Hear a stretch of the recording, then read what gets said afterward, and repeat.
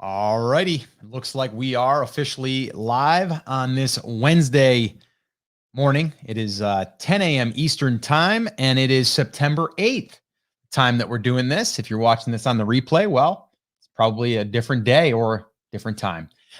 So today, what we're going to be talking about, it's actually going to be a good little topic because, well, a lot of times people think, and I did too at one point, that we have to go after keywords that get a lot of search traffic.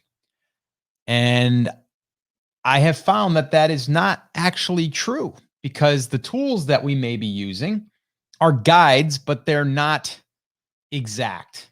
And if we only look at that, we're going to miss out on a lot of great keywords that will drive a lot of traffic and they're easier to rank for. So that's what we're going to be talking about today is why keyword tools and search traffic estimates are wrong. And I have proof.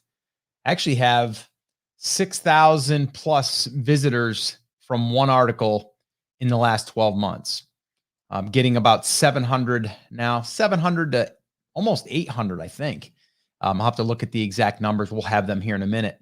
From one keyword that we went after, but what you'll find is you also show up for a lot of other related keywords or other searches. So that's what we're going to talk about, because if you are going through this process of building a niche property, you're going to be looking at keywords a lot. That's going to be one of your main roles here is you're always wanting to go out there and find new long tail keywords. And the thing is we can get hung up on the tools. We don't want to do that. It's going to slow us down. All right. So with that all being said, let me go ahead and make sure that everything is streaming good. Looks like we are. What's up, Ruth? Karen? Happy hump day. Good morning, Scooby Life. Salma, what's up?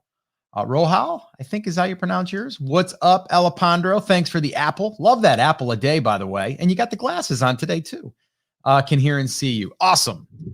So, yeah, I'll give you guys just a little bit of a heads up, too. So yesterday we did it was a niche validation session. And we actually went through four different niches. And once we got through that, there was two of them that were winners and two of them that they could probably work, but man, it was really hard to get them to where they would hit all my numbers.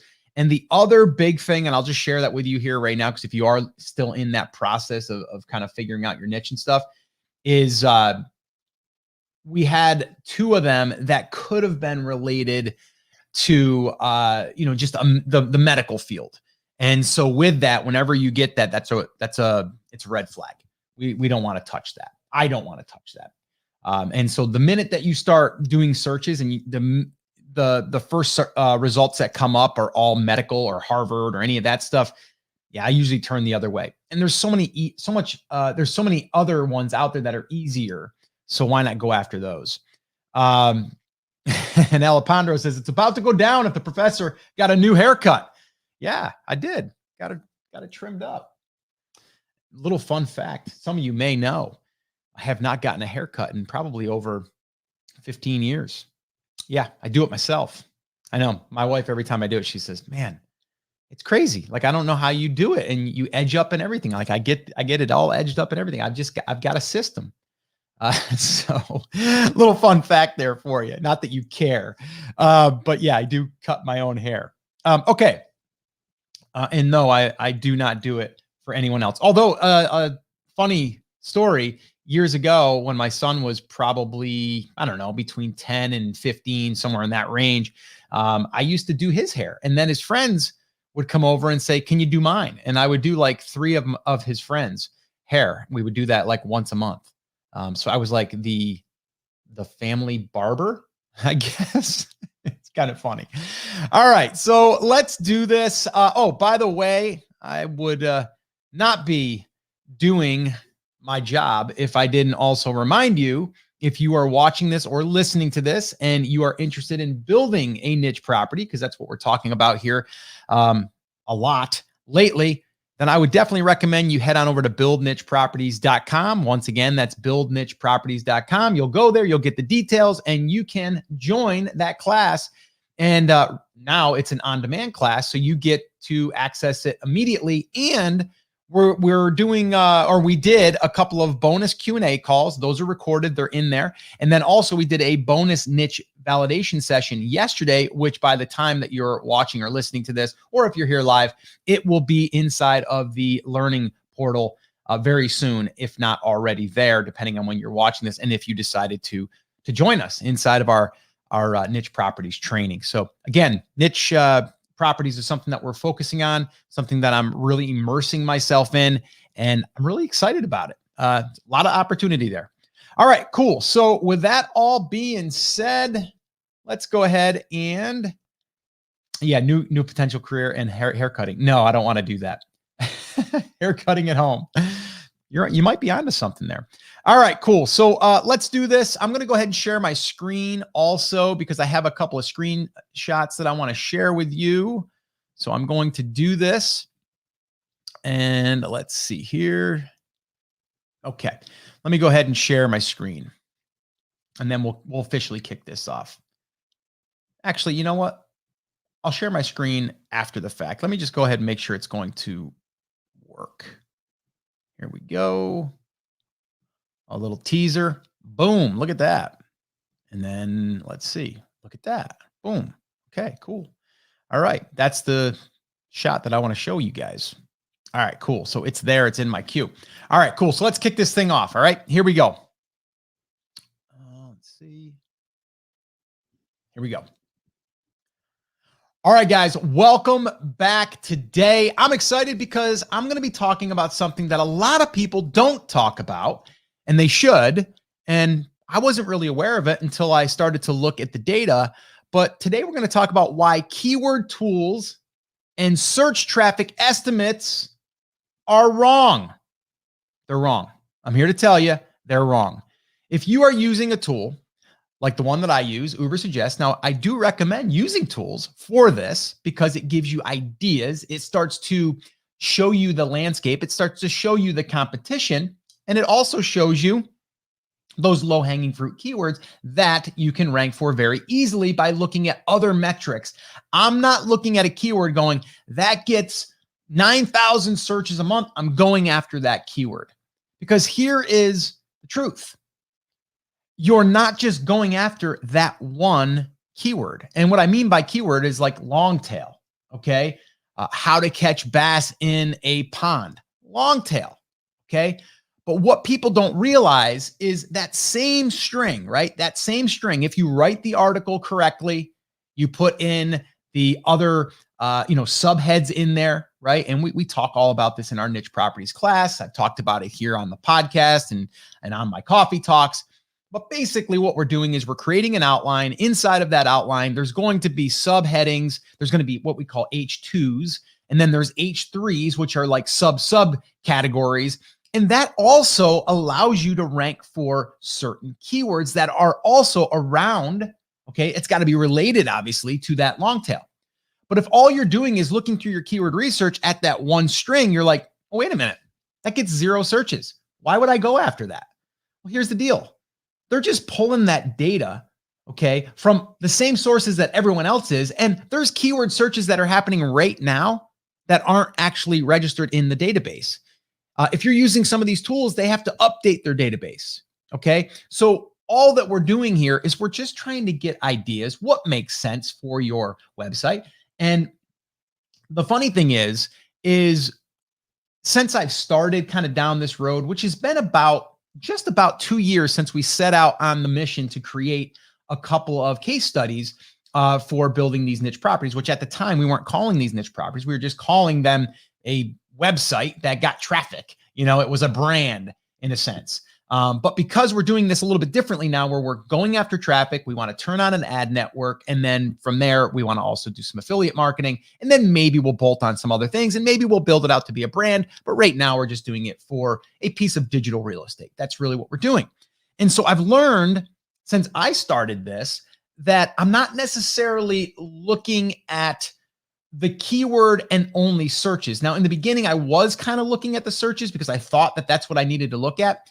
But in reality, what I was looking at, or what I'm looking at now, is what are some long tail keywords that the audience we know are searching for? And there's ways to do this. And we talk about this on the podcast, and we talk about it inside of our training, the Niche Properties class.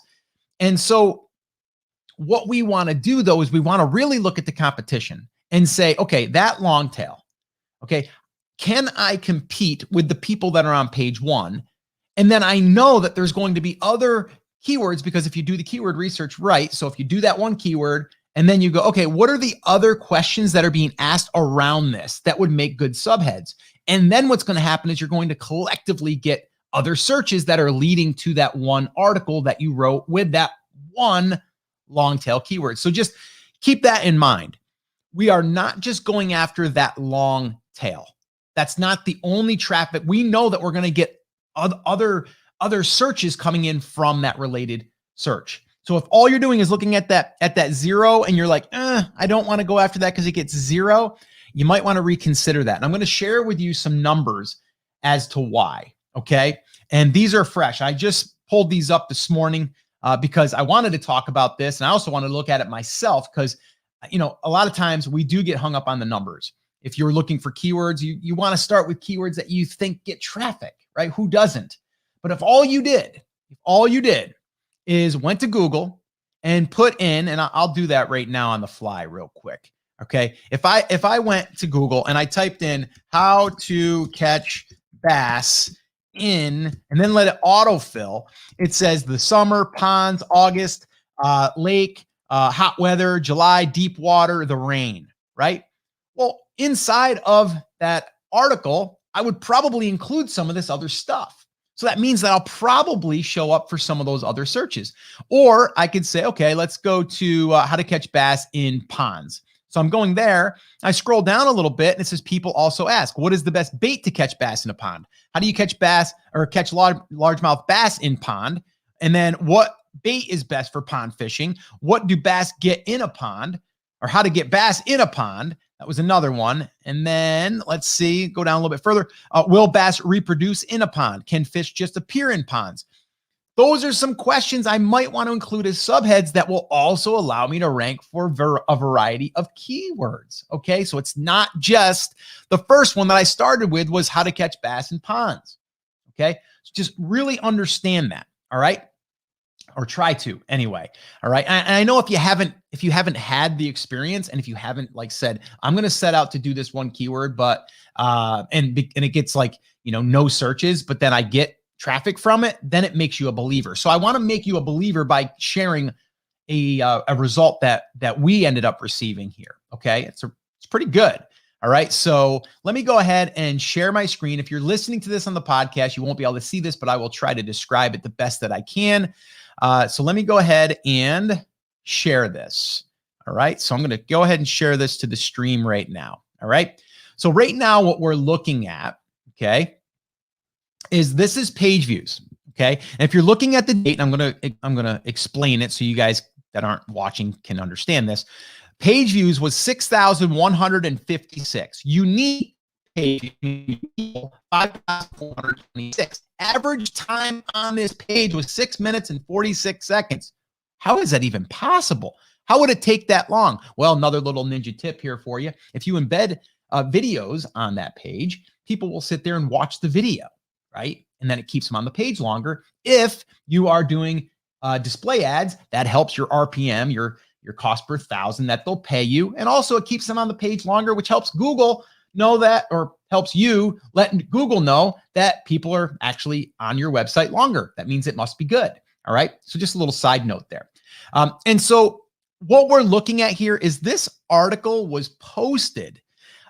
Looks like it was in, I'm going to say the end of July. Yeah, about the end of July. Let's just call it July 2020.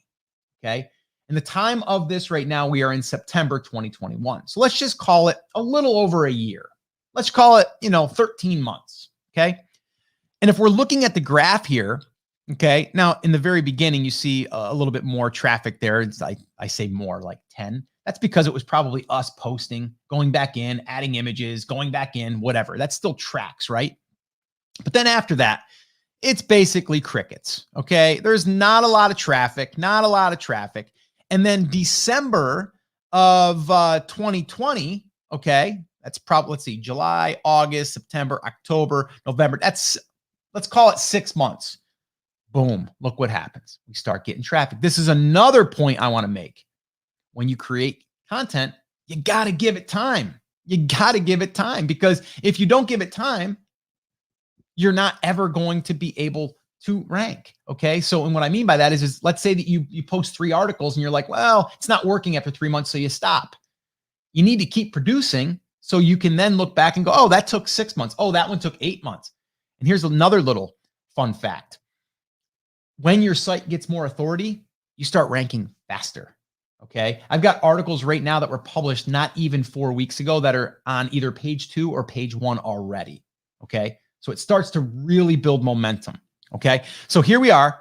All right. And if you guys are listening, I'll try to explain it here. The graph is going up. All right. So here we're at about 20 here a day. Then it went to maybe 15. And then we went to 20. Then we went to I went down a little bit. Then we went up to 20, then down. And this kind of went on for, I don't know, a few months, December to February. And then we started to tick up a little bit, and then it dropped a little bit, and then it went up. Now we're in the 30s. Now we're up close to 40 in April. And then we're now over 40 in April. Let's see, over 50, almost 60 in April. April, that would be May. All right. And then drops a little bit, maybe down to 40, a little under 40. Then in June, it goes up over 40 again. So we're bouncing around here, but we're between 40 and I would say 50 at this point, right? And even right now, okay, when you would say, well, maybe this is, something that just had a spike and then it's going away. No, it had a spike, but now it's it's staying consistent above the 30 per day. Okay. Pretty consistently. All right. So this was over this 13-month period. So if I would have looked at this inside of the search tool, right, to see how much search it got 0. Okay. And I have proof of that here too. I'm going to go ahead and flip it over here. This is in Uber Suggest. Okay. Now I blurred out the keyword just to keep it private. But the search volume was 0. SEO difficulty was a 4. So this is another strategy that we teach inside of the niche properties class, is where we want to go and filter the SEO difficulty to be below 30 generally. And that's in the green. Once we get it in the green, there's a good chance we'll rank. But people would look at this and go, I'm not writing on that piece of content because I'm never going to get any traffic. This keyword, this long tail, this article, okay, is driving over 700, I believe it is. Let me go ahead and give you the 30-day. The 30-day is 790. So this is the last 30. Okay. And on this last 30, 790 page views, unique page views is 626. Okay. 626. And if we're looking this as an RPM, okay, for Mediavine, let's say, okay, Mediavine right now is averaging for us anywhere between $19 to about $35 per 1,000. Okay. So let's just say that this one article is making, let's just call it $30 a month. Just this one article. Okay. Because for those 1,000 page views, okay, we're not at 1,000, we're at 800. Let's say it was, 20 some dollars. Let's just call it $20. Let's just say this one article makes $20 a month, right? And it's going to continue to keep growing maybe, or maybe it just stays right here. And let's say that you invested, let's say that you spent $40 on that article to have it written. 2 months, it's paid for. Not immediately, right? It takes time. And now this is just one piece of content. What about the other 300 that are there? Now, not all 300 are going to make this or that are going to do this. And some of them are behind. Right? Some of them aren't 6 years or 6 months old. Some of them aren't going to mature until the 12-month mark. Okay. But that's why we got to keep on this and we got to keep after it. Okay. But I mean, this right here is proof that if I was to look at the keyword right here, if I was to look at this keyword and go 0, not doing it, it's not worth it, we would have never had this piece of content written, and we never would have had 790 visitors in the last 30 days, or at 626 uniques. And we never would have had the lifetime right now of just about 13 months of 6,156 page views, or unique page views here is 5,426. And if we skipped the first 6 or 8 months, you can see, I mean, the traffic has really come in from the last 6 months. Okay. And it's continuing to grow. Okay. So this is, again, just an example of why we do not want to rely on a tool to make our decisions. Okay. We don't look at it and go, oh, we have to rank for keywords that only get 100 searches. We don't care about that, because in reality, that one there might only get 100, but the one over here might get 1,000 from a variety of other keywords that are bringing in to that piece of content. So again, that's why I wanted to share this with you. I want this to sink in for you. Do not get hung up, especially in the very beginning. Don't get hung up on tools and having that make the decision for you. Have it guide you. I like the idea of guiding you, okay, but not where it's going to make the decision for you. There's also a gut feel, right? If you are looking to create a piece of content and you are going through this right here, I'm just going to go, let me go back. Let me get off of here. And I'm just going to go back to my example of how to catch bass in ponds. Let me even go for a better one, okay? How to catch bass in a pond during summer, right? So if I went after that keyword, I could probably also rank for these other subtopics, okay? Where do pond bass go in summer? How do you catch bass in hot weather pond? What is the best bait for bass in the summer?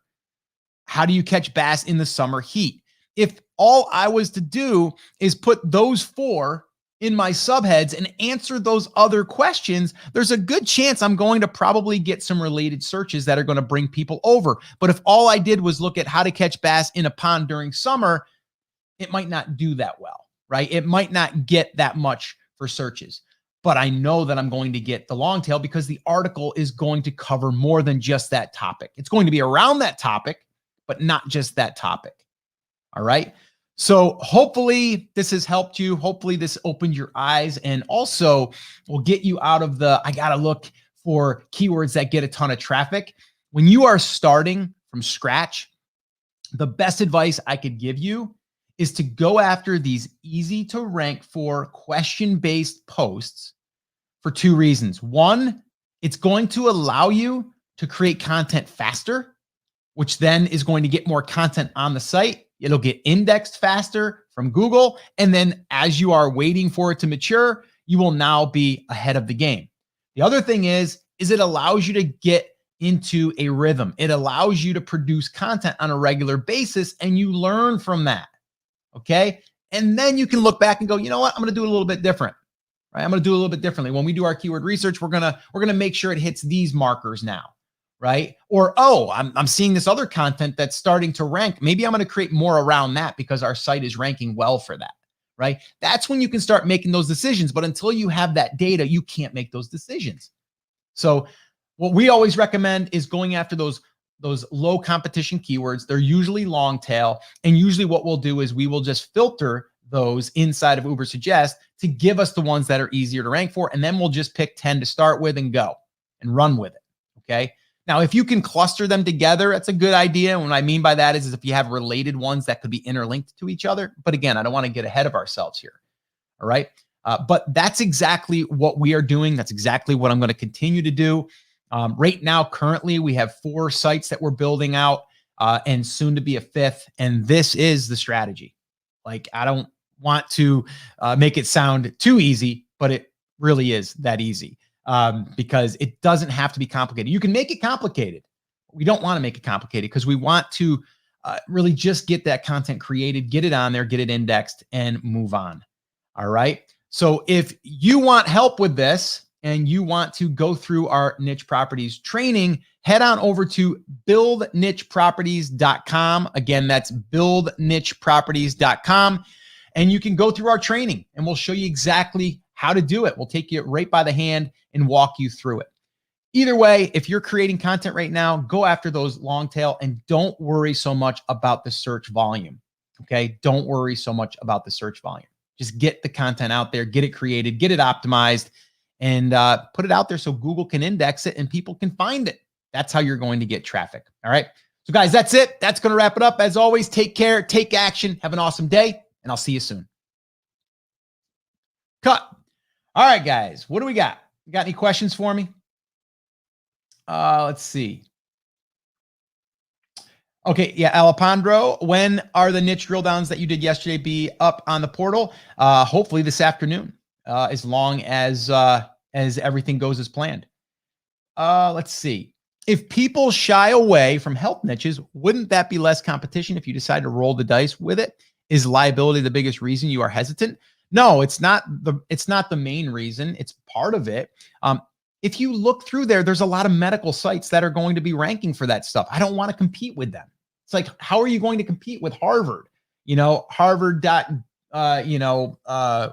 org or whatever the extension is. Like, I don't want to have to deal with that. So that's why I would stay away from it. And also because Google they're making it harder for you to rank for that stuff because they don't want to be liable. So they want like authoritative sites that have creds, and that's who they're going to rank. So that's why I would personally stay away from it myself. What's up, Aldo? Let's see. Does Uber suggest help for Spanish keywords if your site is in Spanish? I know a student of yours, Aldo, was looking into a different language. Yes, they do offer that, and you can look through that. It'll literally show you the volumes, or even just the websites that are ranking for that content for those various languages. So let's see. Do you ever use keyword research to come up with lead magnet ideas? No, usually not. Because I'm not, if I'm going to create a lead magnet, it's not necessarily for search. I'm doing it for the traffic that's already coming in and what is their biggest sticking point and what can I help them with? What's up, Ali? Good morning to you. Let's see. What would be the minimum impressions or clicks that you would monetize your site? Some people say do it as soon as possible. I would probably say 5,000 page views is where I'd want to get there. So that way there's no friction, right? There's nothing in the way of it being indexed. There's no speed issues. There's no core, like I said, like a Google, the core updates and stuff. Like there's none of that stuff in the equation. When we're putting the ads on there, we can slow it down a little bit. We can also we can interfere with that. That's just my feelings. So I would say wait until you get about 5,000 page views, which could be within, I don't know, a couple months. It could be 3-4 months. But if you actively are producing content, obviously the more content, the quicker. But I would say 5,000 would be my threshold. Let's see. When would you not do content after keyword research? Or when would you not do content after keyword research? I'm not sure I understand that question, Salama. Can you elaborate on that? A friend of mine mentioned they were using Haro for accumulating backlinks. Thoughts? Yeah, I like that idea a lot, actually. And I might even do something on that. I got to still talk to Chris about that. Haro or Haro, however you say it, it's help a reporter out.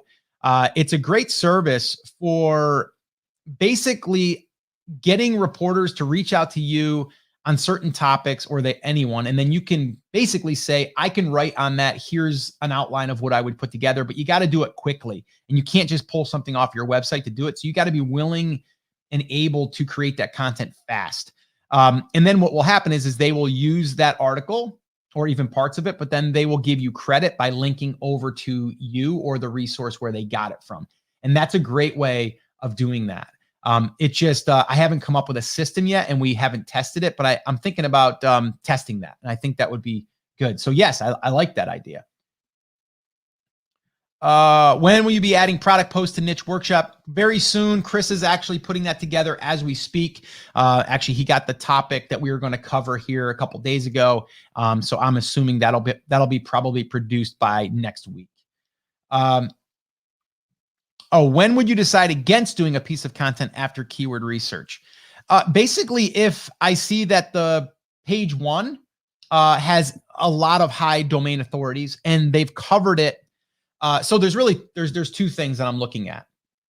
I'm looking at the domain authority score, so the competitiveness of the site. Then I'm looking also at backlinks, that how many backlinks are going to those pages and to those pieces of content, that article. And then the third thing that I'm looking at is the title inside of the article. Is it the exact keyword?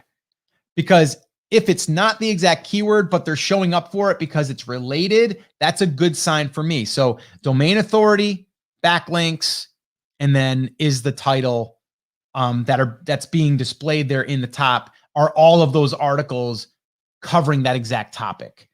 So an example would be like if it was for, how to catch bass in a pond, and all the articles were how to catch bass in a pond, I'd be like, well, I can't really win on that.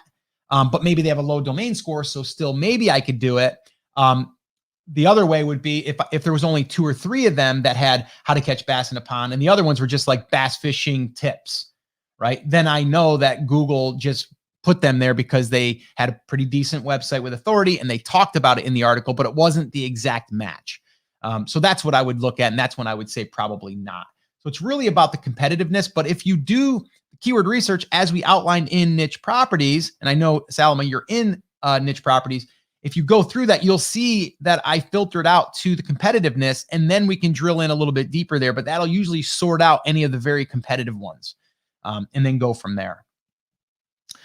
You mentioned you were traveling to Waco for Magnolias. Will you do a meetup in Dallas like you did some years ago? Probably not.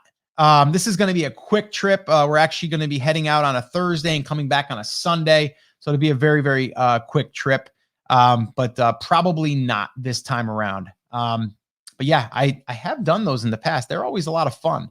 But yeah, probably not this time around, Alejandro. Okay, so guys, that is going to wrap up this coffee talk. We will be back here Friday. Friday, I might be doing something a little bit different. I don't know as of yet, but Chris and I are going to be doing a podcast episode together, and I'm thinking about doing it on Friday, where we are going to be really announcing and revealing officially our case study of the expired domain that we're going to be purchasing, the content package that we're purchasing, and what that looks like, and then how we're going to track that progress and what our expectations are.